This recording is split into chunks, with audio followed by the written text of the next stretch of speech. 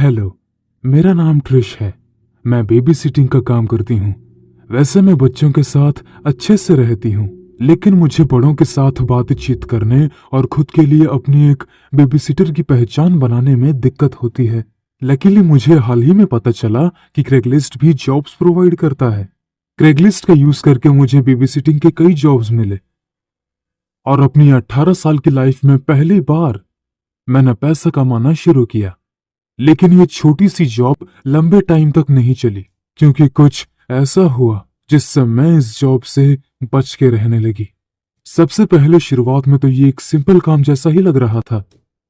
एक अकेले फादर ने अपने बेटे की देखभाल के लिए मुझे काम पर रखा था। आमतौर पर पेरेंट्स घर जाने से पहले मेरे आने का वेट करते हैं ताकि वे मुझसे मिल सकें या कम से कम मेरा चेहरा देख सकें। जब मैं उसके घर में पहुंची तो वहां कोई नहीं था, सिर्फ एक छोटा लड़का था। उसने मुझे गले लगा लिया और मेरे चेहरे पर ढेर सारे किस करके मेरा स्वागत किया। जैसे जैसे दोपहर होती गई सब कुछ अजीब सा होता गया। वैसे वो एक बड़ा लड़का था, लगभग 10 साल का, लेकिन इस उम्र में भी उसे लगभग हर चीज में मेरी हेल्प की जरूरत होती थी। वो मुझसे खाने में हेल्प करने और अपने कपड़े उतारने के लिए कहता था। मुझे हैरानी हुई कि उस उम्र के बच्चों को भी इतनी ज्यादा देखभाल की जरूरत थी। शायद उसके पापा ने शुरू से ही उसे इसी तरह पाला था। खाने के बाद सोने का समय हो गया था और उसके पापा ने नोट में लिखा था कि वो आइसक्रीम खा सकता है। बच्चे ने आइसक्रीम को बहुत गंदे तरीके से खाया।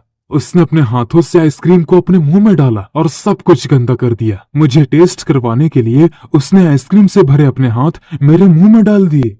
जब मैंने मना किया तो वो तब तक रोता रहा और काफी शोर मचाता रहा जब तक मैंने हार नहीं मान ली और उसके साथ आइसक्रीम नहीं खाई। उसके बाद मुझे एक बहुत ही अजीब लेकिन जानी पहचानी स्मेल आने लगी। तभी मुझे एहसास हुआ कि वो लड़का काफी देर से बाथरूम नहीं गया है। इसलिए ना सिर्फ उसने मुझसे अपने कपड़े साफ करवाए, बल्कि मुझे उसे भी साफ करना पड़ा। उसके बाद आखिरकार वो वक्त आ ही गया। आखिरकार वो नहाने के बाद सोने जा रहा था। मैंने उसके कपड़े उतार दिए, लेकिन किसी कारण वो अपने अंडरवेयर को उतारने में बहुत शर्मा रहा था। लेकिन मैंने उससे जिद नहीं की, बस इतना था कि मुझे इसे बाद में वॉश करना पड़ता। नहाने के दौरान उस लड़के ने मुझे उससे साबुन लगाने के लिए कहा, नहलाने को कहा और उसने मेरे ऊपर पानी भी फेंका। मुझे बस इस बात पर काफी हैरानी हो रही थी कि वो अजीब आदमी कौन था जिसने ऐसे बच्चे को पालकर बड़ा किया था। मैं सिर्फ एक चीज जानती थी कि जब वो आदमी यहाँ आ जाएगा तो मैं वहां नहीं रहना चाहती थी। मैंने लड़के के सारे कपड़े उठा लिए और टॉवल लेने के लिए उसके कमरे में गई।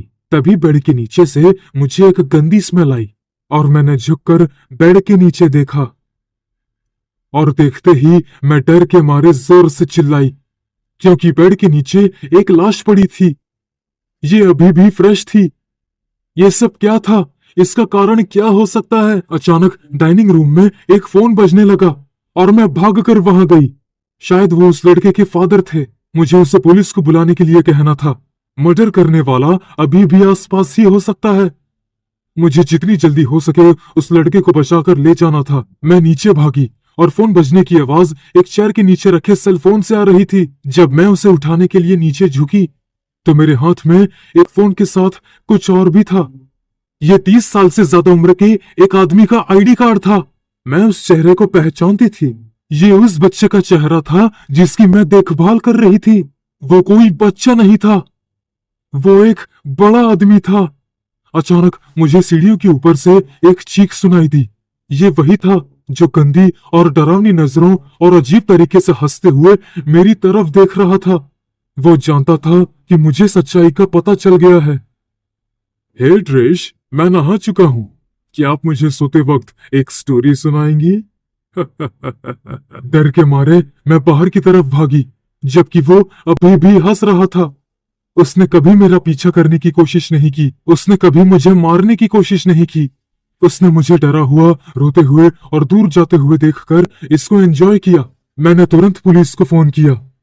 हालांकि उन्हें घर में कोई नहीं मिला, लेकिन उन्हें पता चला कि वो लाश एक ही आदमी की थी जो घर में अकेला रहता था और उसकी कोई औलाद भी नहीं थी। मैंने उस साइको के बारे में फिर कभी नहीं सुना।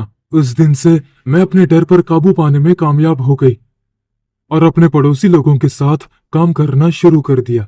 हर बार जब मैं इस बारे में सोचती हूँ कि उस आदमी ने कैसे मेरा फायदा उठाया और मुझसे वो सब करवाया, तो मुझे रोना आ जाता है।